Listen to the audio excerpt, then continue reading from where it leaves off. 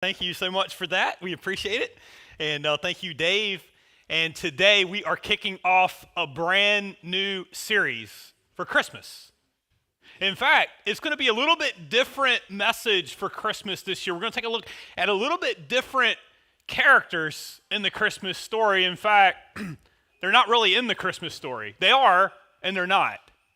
They kind of missed Christmas.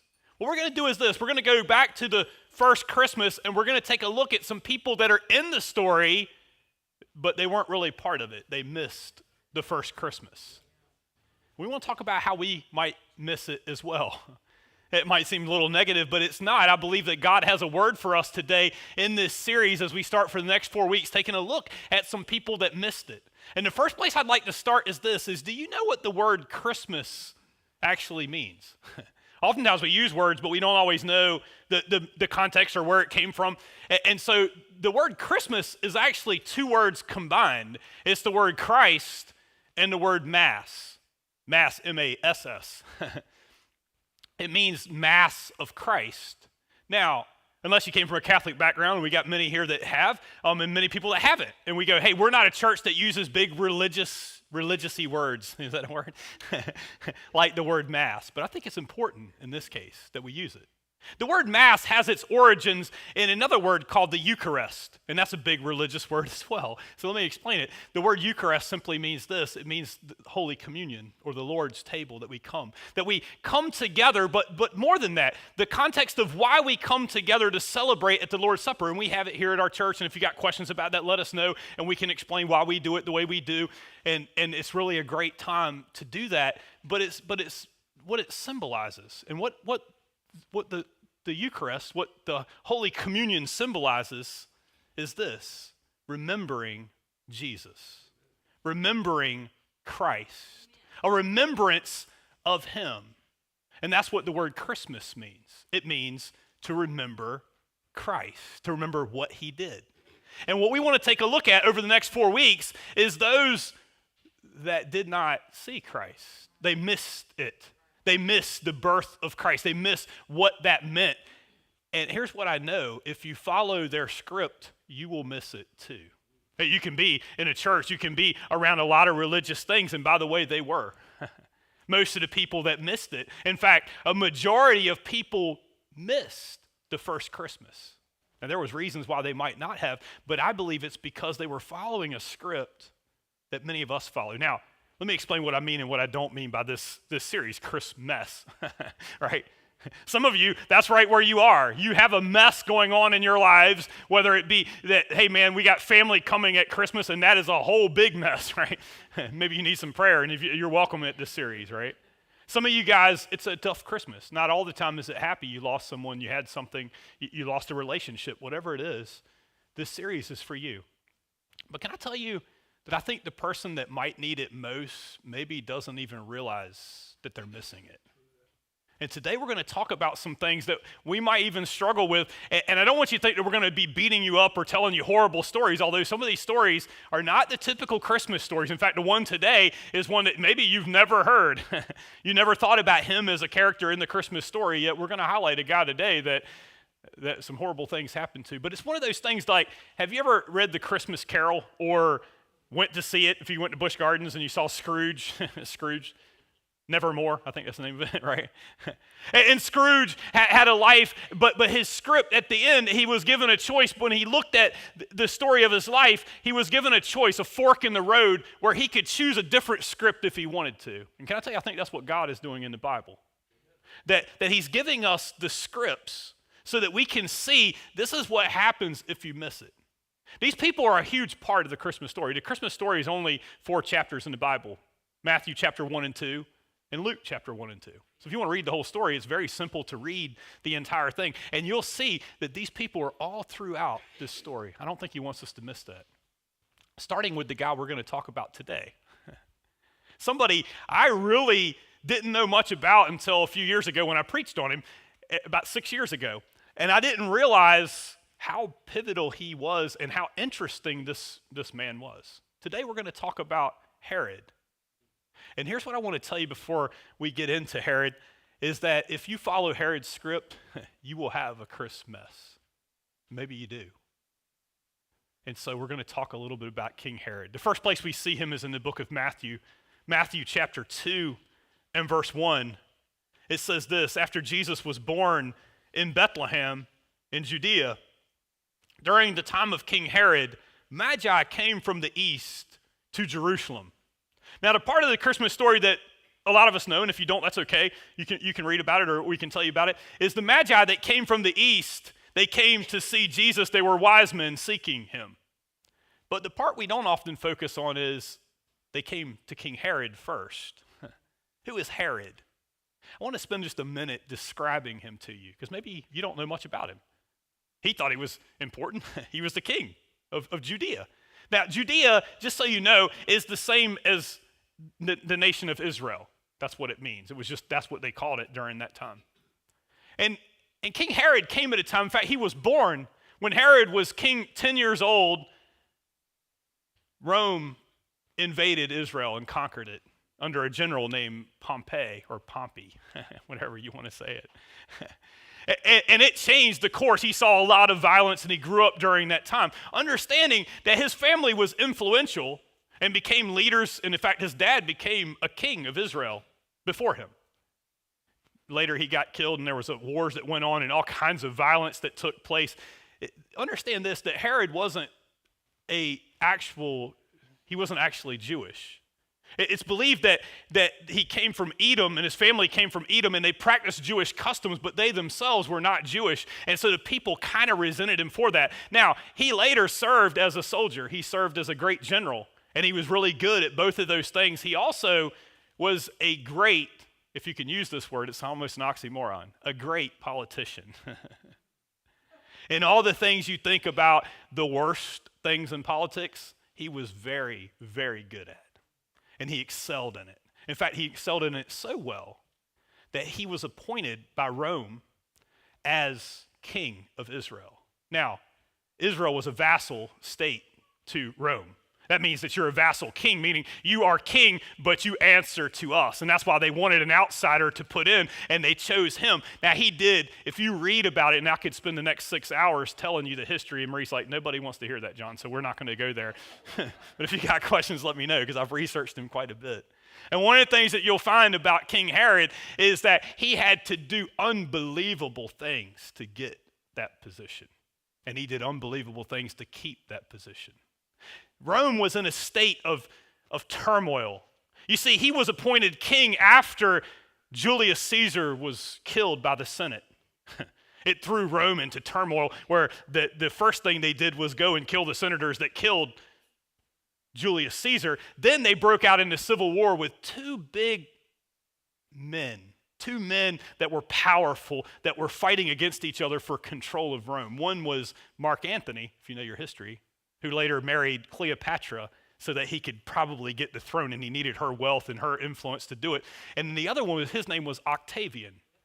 Now, Octavian's name, he has another name that he goes by. It's Caesar Augustus. And maybe you didn't know he's part of the Christmas story as well. If you read in Luke chapter 1 and 2, you'll see that it went out a decree from Caesar Augustus that the whole world would be taxed. That's Octavian. And they broke out into civil war that took 10 years. This is when he was king of Israel. Now, Herod, you might be wondering, what has that got to do with anything other than you just like to share history? No, it's important to Herod's life, because Herod was actually related by marriage to Mark Antony. It's amazing how that happened. He was married actually many times, and he married for political advantage. So he married a relative of Mark Antony. So he supported Mark Antony. And if you didn't know, Mark Antony loses. In fact, he kills himself because Octavian beat him. He's a better leader. He had more influence. He was smart. And Octavian became the first emperor of Rome. Now, that's not good for a vassal king. You understand? That Rome did not. They put you in place, and now you backed the wrong guy. And so the vassal kings that backed Mark Antony, Octavian was going and killing them one by one. And he was coming for King Herod, but Herod came to him first. And he went to him to a place called Rhodes, and he delivered one of the most politically savvy speeches that's probably ever been given. And not only did Octavian not kill him, he not only left him as king, he promoted him. That's how great of a politician Herod was. I'm just telling you that so you kind of get an idea of who he was. Herod did some great things. He was a great builder. When Rome came in, they actually destroyed a portion of the temple, and Herod rebuilt that and brought it back to a splendor. They call it Herod's temple. He also built a escape palace that is known, and we know it today. It's a great historic artifact that you can read about or go see in Israel. It's called Masada, and he built that. It was an escape later on. Anyway, it's got great historic significance. You can read it for yourself. He also built his own palace. It was called Herodium, which is an amazing palace. He was a great builder. But he did things to achieve, and maybe it came from all the trauma that he's seen, because oftentimes hurting people hurt people. He was fueled by power. He wanted more power. He couldn't get enough power. He was fueled by greed. Understand this, he only cared for himself and his advantage. He used his family to do that. Herod had been married 10 times. You can believe that didn't go very well in the Sanhedrin. The religious people in Israel that followed the law, they were like, we don't like this guy. First off, you're not Jewish. So he's always treated with bigotry. He didn't care. He was appointed by Octavian, so it didn't make much difference what they said. He was married 10 times because he kept marrying up, right? He kept marrying somebody else. And when they didn't serve his purpose, in fact, the wife that was related to Mark Antony, he killed her along with his kids. You see what happens when a life is fueled by greed. Now, what has that got to do with the Christmas story? That's a horrible Christmas story, isn't it? A horrible person in the Christmas story. And you're going, how on earth could I relate to this guy? We're going to get to that. When the Christmas story took place, he was in his 70s. When the Magi came. He was in his 70s and he was dying a very painful death. He had a kidney problem, and I don't want to get into what it was because it will make you sick to your stomach if I told you about it. But it caused extraordinary amount of pain. He was on his way out. Enter the Magi. Verse 2. The Magi asked this. They said, where is the one who has been born King of the Jews? We saw his star when it rose and have come to worship him. Now, for any person that's Jewish, this is good news, right? It means not just king, it means the Messiah, the Christ, has been born. That's what they're talking about. This is what they've been waiting for. And everybody should be happy, but I want to show you how Herod responds. Let me ask you a question. Do you think he's happy? Some of you guys know the story, but anyway, verse 3. When King Herod heard this, he was disturbed, and all Jerusalem with him. I want you to look at his emotions. His emotions are upside down. As a person that represents the Jews and was raised that way, he was raised Jewish. He understood the customs. He understood the people. He understood what it was like, and he represented himself as being king of the Jews. This should have been a celebration for him, but it was not. He was disturbed, and when you're disturbed, can I tell you something? This is another important part of this story. Everyone around you is. You have people like that? That when they're disturbed, and you can tell it, everybody around him was stirring. And so he asked some questions. We're going to skip down to verse 7, but let me tell you what he asked. He asked the people, the religious people that were in the temple. First off, he was never interested in Jewish history in his whole life because he wasn't Jewish and he didn't care. But he cared now, right? Where is this Messiah supposed to be born? Where is this king? I'm king. Where is this king supposed to be born? And they looked it up. Oh, Bethlehem. Can I tell you, why didn't they know? Did you know there's prophecies that actually predict about the time Jesus would be born? In the book of Daniel, it's very clear. They told the generation that he would be born into the year. When the triumphal entry of Christ would happen, so you could back it up and say, hey, you know about the thing, but they're not looking. We're going to talk about them next week. How did they miss this? when they were the most studied people on the planet, but yet they missed Christ. We'll talk about them next week. But they look it up and they say Bethlehem. Okay. Here's what Herod says to them, verse 7. Then Herod called the Magi secretly and found out from them the exact time the star had appeared. He found out the exact time the star had appeared in Bethlehem. Bethlehem might not mean much to you, but for them, it's called the city of David because their great king David was born there. That's all they know about it. I don't think Herod had ever been there. Can I tell you why? Because Bethlehem, we sing about it at Christmas time, and you know what we sing? Oh, little town of Bethlehem, like that's a compliment.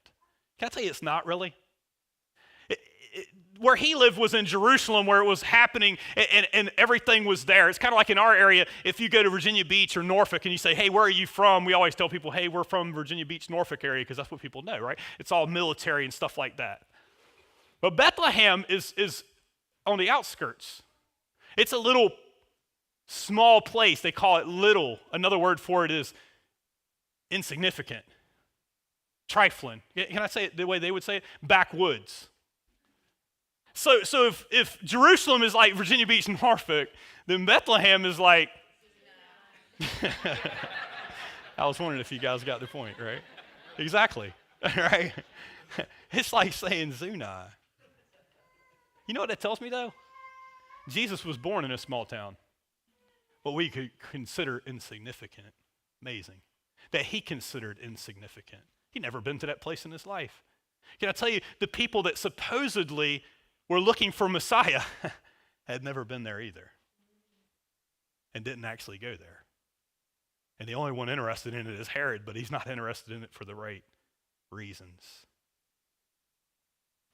I want you to see, how did he call them? Secretly. You have people like that? You got to watch people like that, right? He calls them in secretly. You're only as sick as your secrets. He knew how to use secrets. That's how he got what he wanted. Verse 8, it says this. He sent them to Bethlehem and said, go and search carefully for the child. As soon as you find him, report it to me so that I may go and kill him. No, I can go and worship him. Does anybody believe? I mean, I think anybody knows this is creepy, right? But it does tell you something about people that are fueled by this type of thing, that seek power at all costs. Oftentimes you can't believe what they say. Is that right? They say one thing, but they mean quite another.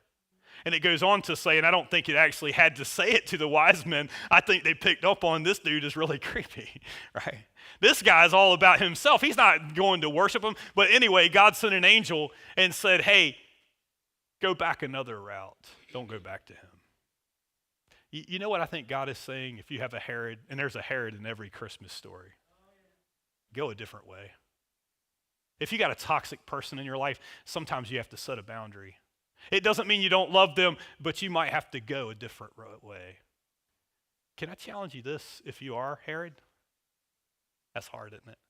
Nobody wants to admit that you struggle with this. We're going to come back to that. But if you are, repent. This is a fork in the road. You could go a different way. I want to show you how Herod went, though. Here's the route that Herod chose. Verse 16. When Herod realized that he had been outwitted by the Magi, he was furious. I want you to pay attention to the emotions. And he gave orders to kill all the boys in Bethlehem and its vicinity who were 2 years old and under, in accordance with the time he had learned from the Magi. Furious and a killer.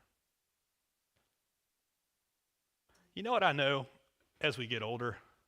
That just because we get older doesn't make us nicer. Is that true? Some of the meanest people I've ever met are old. Some of the meanest things I've ever heard said are from a deathbed.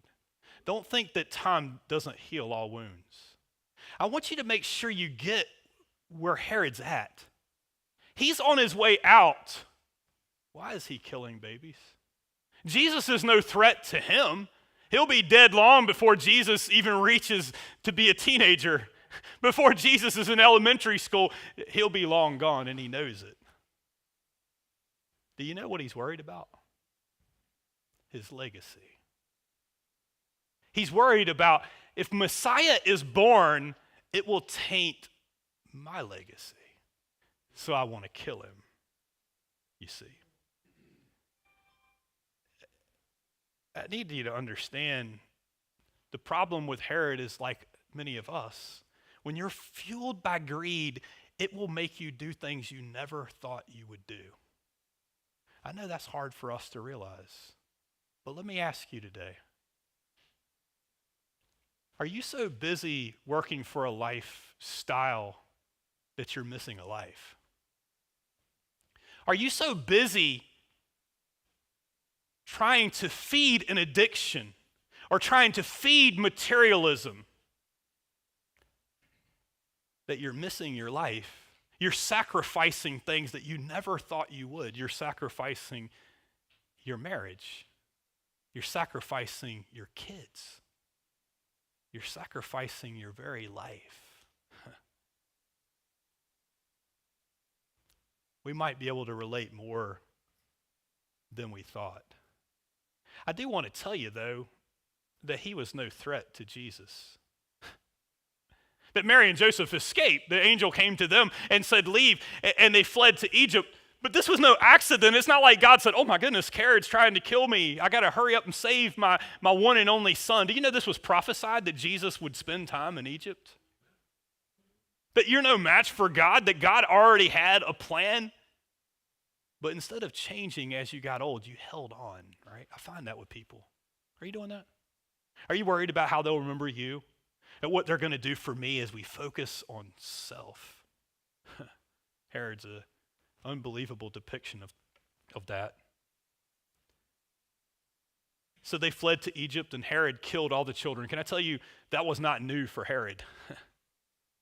His soldiers didn't even blink an eye at it. There's not a lot of people in Bethlehem. It's just like Zunah. How many babies were born last year in Zunah? How many babies were born the last 2 years in Zunah? That's not a huge amount. It is to the people that's their child, right? How disturbing is that, right? That they were willing to do that, but he had so much power since Octavian had given it to him, no one could challenge him. He could wipe out whoever he wanted, whenever he wanted. It says this: after Herod died, an angel of the Lord appeared to them in a dream to Joseph in Egypt.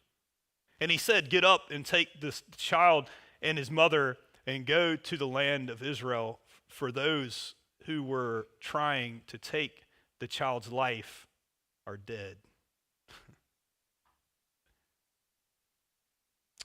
You might not know how Herod died, but I'll tell you, it's believed that he killed himself. For years, he had the soldiers watch over him so he wouldn't kill himself, and he made sure no one else would kill him. And then eventually he killed himself. It says on the day that before he died, he commanded his soldiers to go kill some prominent people in Israel so there would be mourning, because he knew no one would mourn him. Do you know what it takes? You know the sacrifices that a person like Herod had to make to be in the position that he was in? You know what he was known as? Herod the Great.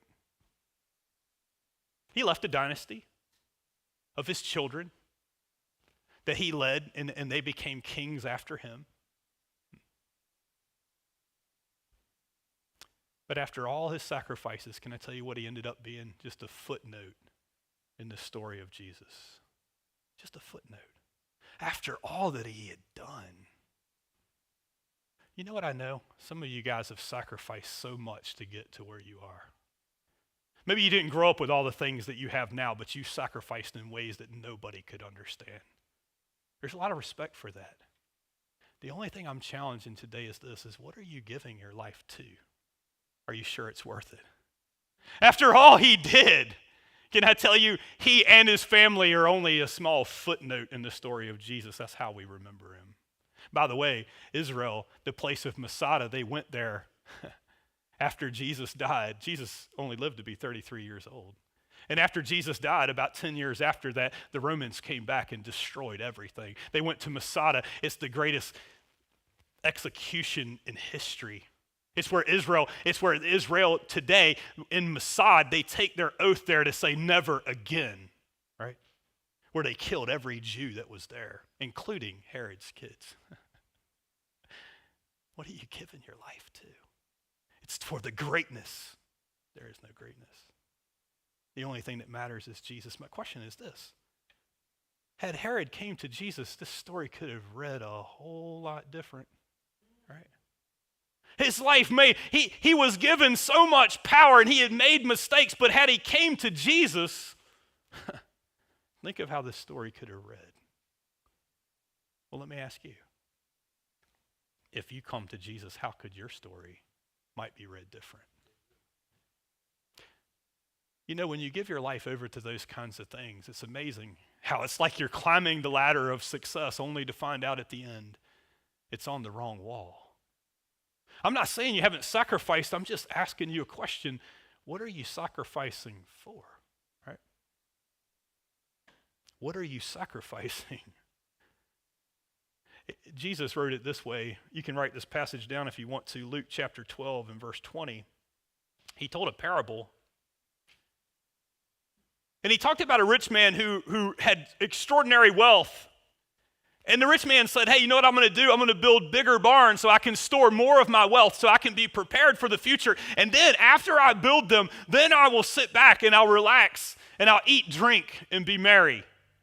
And here's what Jesus said about that. He said, but God said to him, you fool, this very night your life will be demanded of you.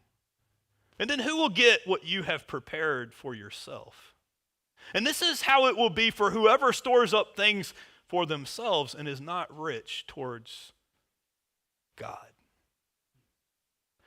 In no way did God say it's not important to have wealth. It's okay to have wealth.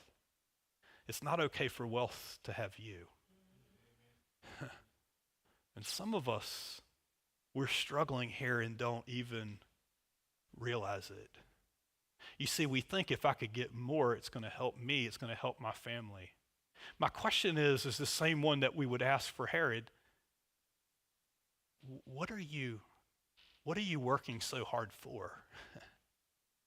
What are you striving for? What are you holding on to? What are you trying to achieve? And where are you leading your family? Can I tell you, he led his family to be just like him.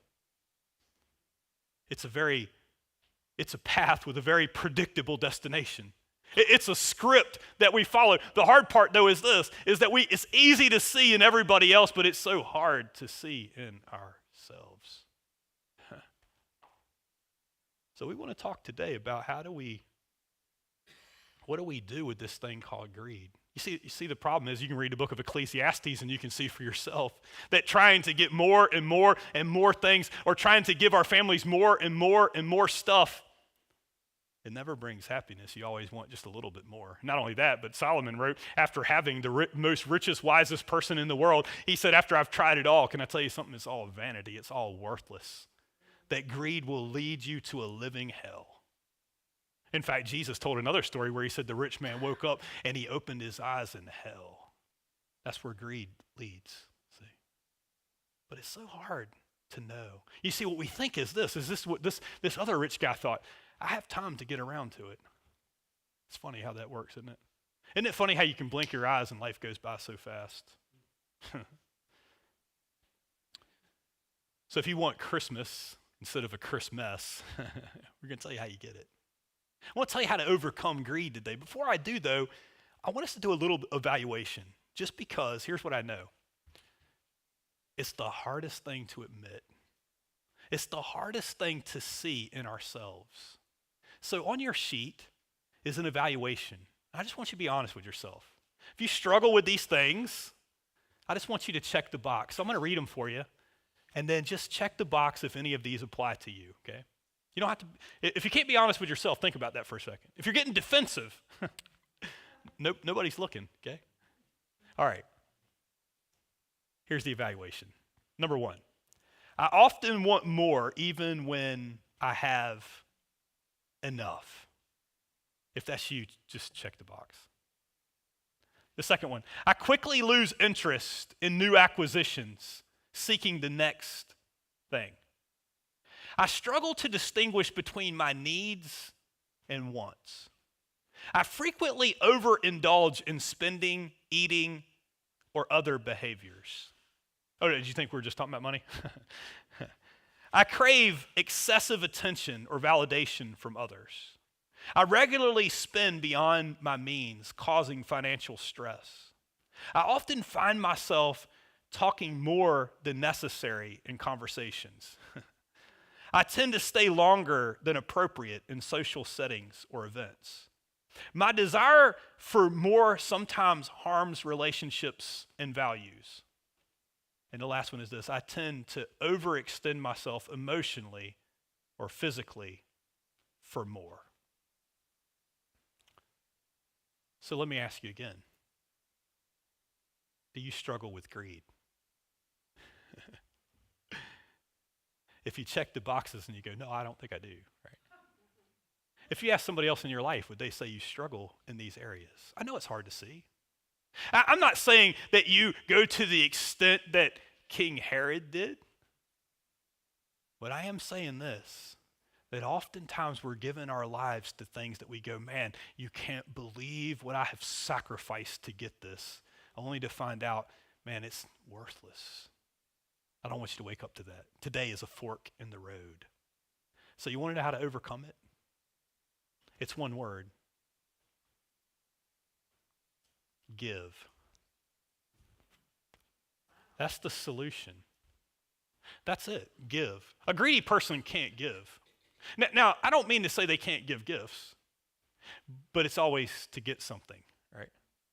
They can't give anonymously. They never do anything that is not an advantage to them. So let me ask you a question. Is that you? Can I do that? And I want to start this a little bit different.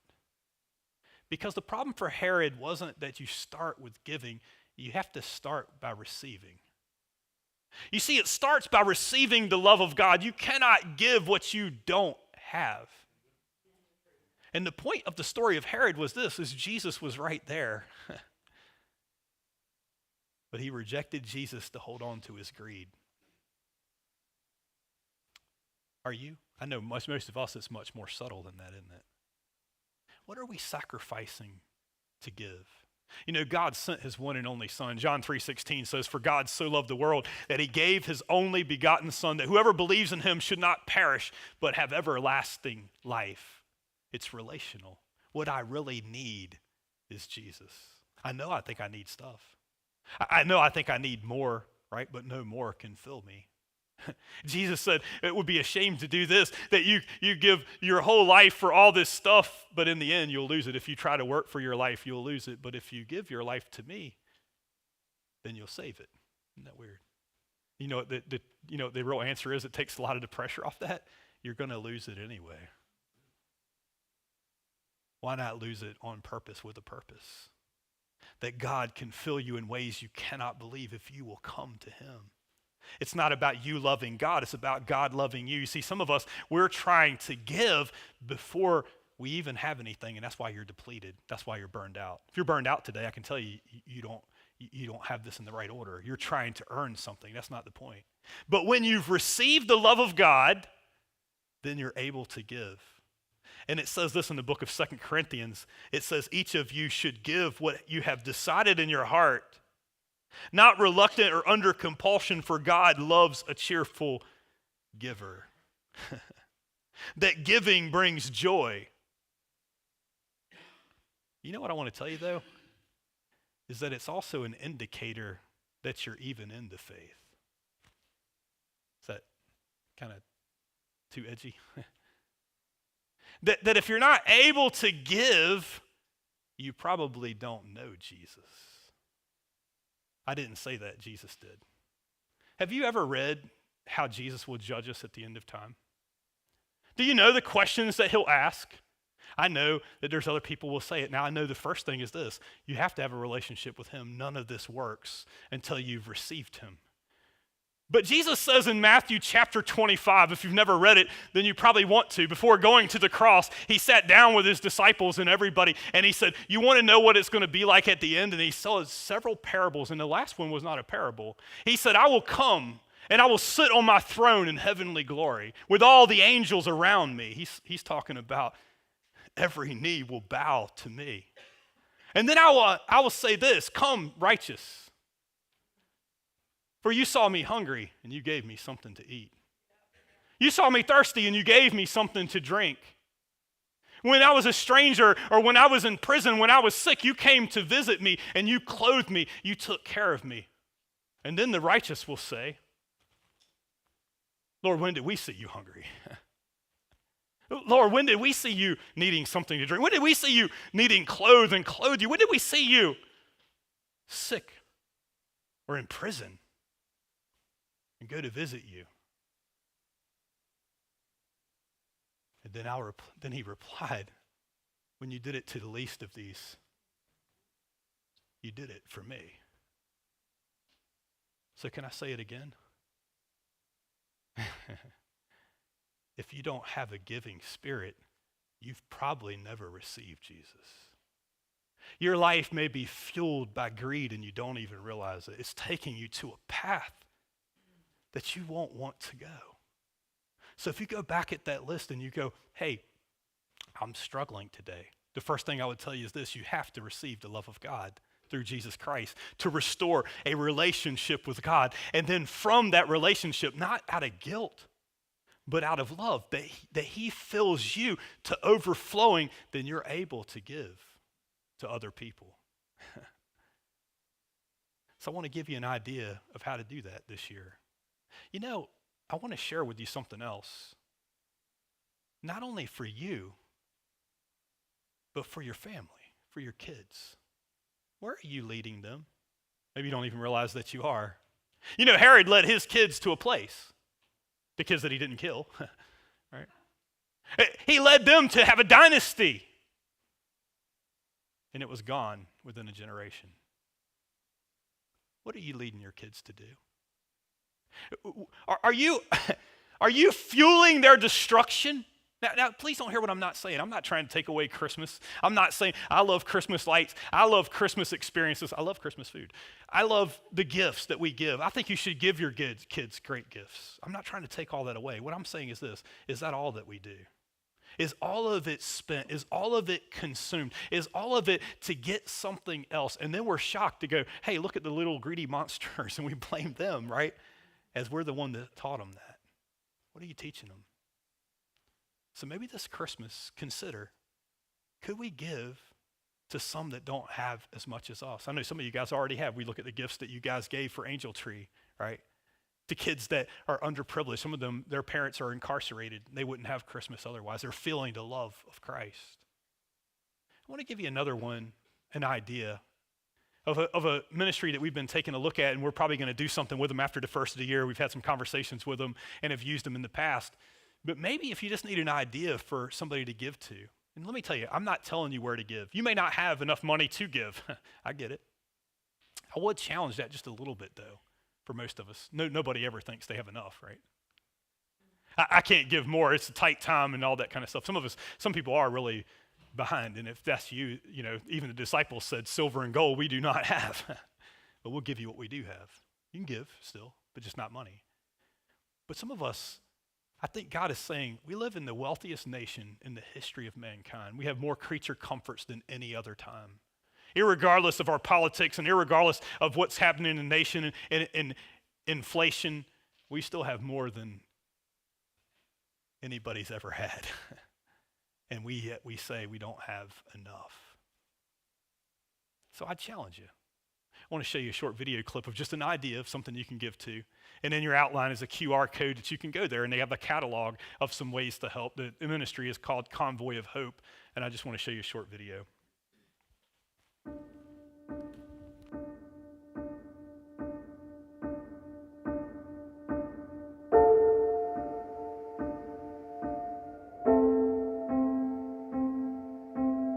All over the world, there are empty plates at the table and countless empty seats.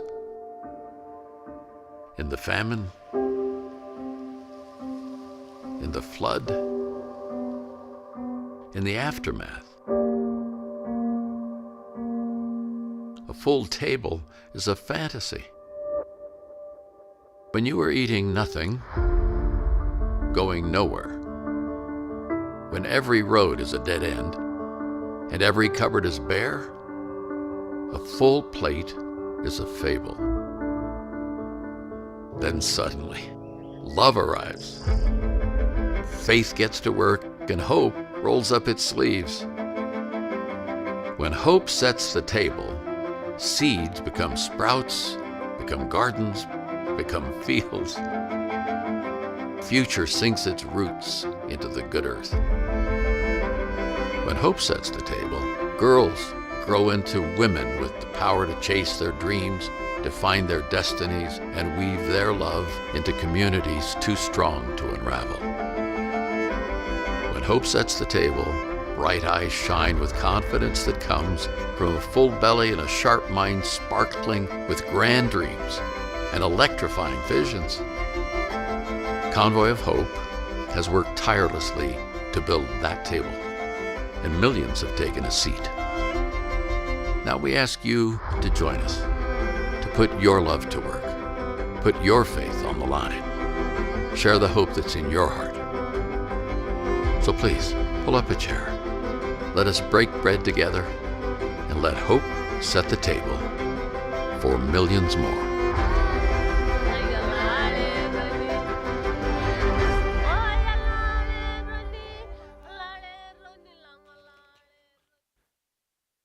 So there's one opportunity to give if you want it. There's a QR code in there. You can check it out. They have a catalog of things you can do around the world.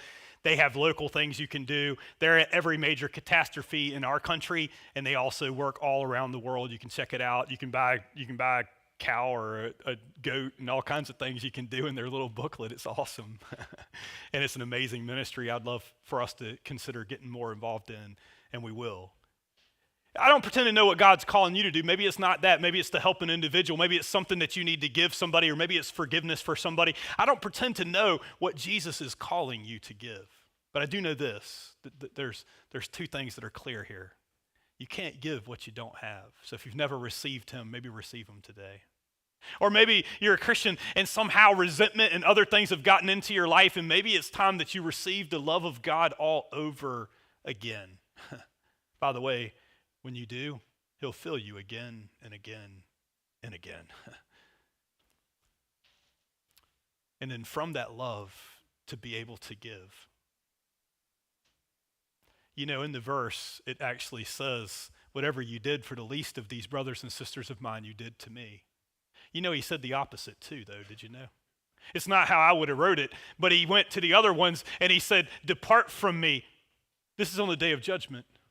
And they said, Lord, we did all kinds of things for you. But he said, but you saw me hungry and you gave me nothing to eat. You saw me thirsty and you gave me nothing to drink. You saw me a stranger and you did not invite me in. You saw me in prison and you never came to visit me. And then he said, throw them out where there's weeping and gnashing of teeth. I don't like that. It's a warning. It's a fork.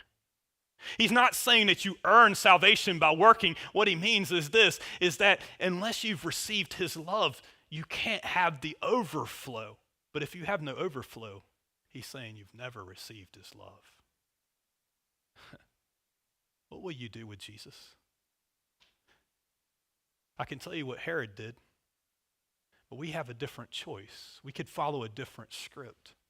You could come to him, and it will change everything. And from that, we could help other people. That's what he's called us to do, and it could be amazing. Only one life will soon be passed. Only what's done for Jesus Christ will last. Can I pray for you today? Let's stand for prayer.